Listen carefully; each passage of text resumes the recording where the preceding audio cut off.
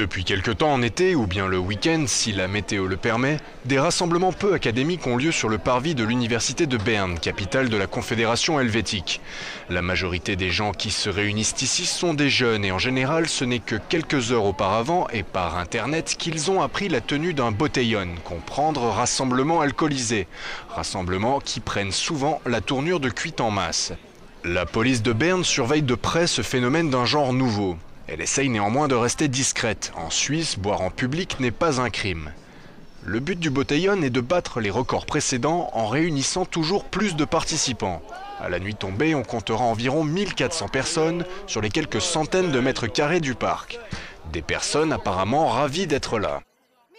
Je fais partie avec Nicole, ma belle femme. C'est bonjour. Bonjour. They are crazy here, man. And we are drinking funny things.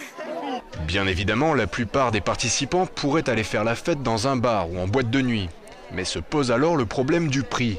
La note peut vite devenir salée, surtout quand on a très soif. C'est vraiment bien, c'est vraiment moins cher à cause de... Si on boit un café, on paye 6 francs pour une bière. Et c'est 20 centimes, peut-être. La coutume est originaire d'Espagne. À ses débuts, le botellón était une réunion spontanée de fêtards sur la voie publique, souvent à une heure tardive. Amplifiée par Internet, cette mode s'est répandue un peu partout en Europe et notamment dans les grandes villes suisses. Et bien que légale en théorie, elle pose aux autorités locales des problèmes de propreté, de sécurité et surtout de santé publique.